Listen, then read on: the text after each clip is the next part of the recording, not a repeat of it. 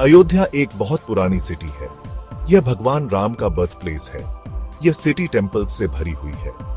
दो famous temples हैं, कनक भवन और हनुमानगढ़ी। कनक भवन एक ग्रैंड टेम्पल है। यह भगवान राम और सीता को डेडिकेटेड है। ऐसा कहा जाता है कि यह टेम्पल भगवान राम के भाई भरत ने गिफ्ट किया था। हनुमानगढ़ी एक और इम्पोर्टेंट टेम्पल है। यह भगवान हनुमान को डेडिकेटेड है। भगवान हनुमान भगवान राम के सबसे बड़े डिवोटी हैं। टेम्पल हमेशा डिवोटीज से भरा रहता है। वो अपनी प्रेयर्स ऑफर करने आते हैं। श्री राम प्रसाद जी एक प्रीस्ट थे। वो हनुमानगढ़ी टेम्पल में सेवा करते थे। वो एक डिवाउट आदमी थे।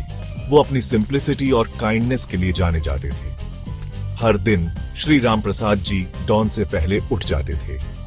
फिर वो टेम्पल में मॉर्निंग रिचुअल्स परफॉर्म करते थे। वो डीटी को नहलाते थे। वो फ्रेश फ्लावर्स और फूड भी ऑफर करते थे। वो सब कुछ अटमोस्ट डिवोशन से करते थे। श्री राम प्रसाद जी मानते थे कि कोई भी काम छोटा नहीं होता। वो मानते थे कि हर काम गॉड की सर्विस है। उनकी डेडिकेशन ने बहुतों को इंस्पायर किया। डिवोटीज अक्सर उनका ब्लेसिंग्स लेते थे। हनुमानगढ़ी टेम्पल का एक स्पेसिफिक रूटीन था। हर दिन कुछ रिचुअल्स परफॉर्म किए जाते थे। ये रिचुअल्स टेम्पल लाइफ का इंपॉर्टेंट पार्ट थे। ये डिवोटीज को डिवाइन से कनेक्ट करते थे। दिन की शुरुआत मॉर्निंग आरती से होती थी। यह लैंप्स के साथ ऑफर की जाने वाली प्रेयर थी। फिर भाजान्स गाए जाते थे। ये डिवोशनल सॉन्ग्स थे। प्रसाद या होली फूड डीटी को ऑफर किया जाता था। बाद में इसे डिवोटीज में डिस्ट्रीब्यूट किया जाता था। डिवोटीज द्वारा दिए गए ऑफरिंग्स क्रूशल थे। उनका यूज टेम्पल चलाने के लिए किया जाता था। उनका यूज पुअर और नीडी लोगों को खिलाने के लिए भी किया जाता था। एक दिन कुछ अनयूजुअल हुआ। हनुमानगढ़ी टेम्पल में कोई ऑफरिंग्स नहीं आया। टेम्पल पूरी तरह से सप्लाईज से बाहर था। डीटी को ऑफर करने के लिए कोई फूड नहीं था। पुअर के लिए भी कोई फूड नहीं था। श्री राम प्रसाद जी वरीड थे। उन्हें समझ नहीं आ रहा था कि क्या करें। उन्होंने भगवान हनुमान से प्रे की। उन्होंने उनसे गाइडेंस मांगी।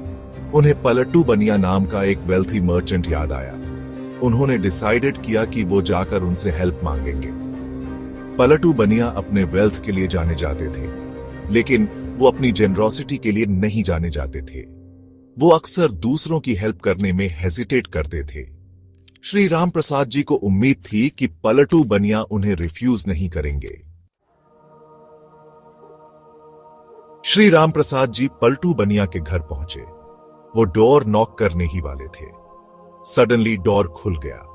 उन्हें अपनी एस्टोनिशमेंट में ग्रेन के सैक्स दिखाई दिए। उन्होंने फ्रूट्स के बास्केट्स भी देखे। ऐसा लग रहा था कि वो कहीं से प्रकट हुए हैं। पलटू बनिया भी उतने ही सरप्राइज थे।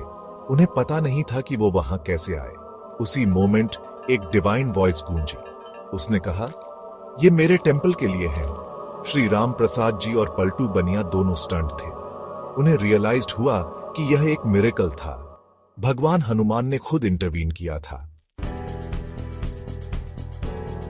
पलटू बनिया पूरी तरह से शेकन थे।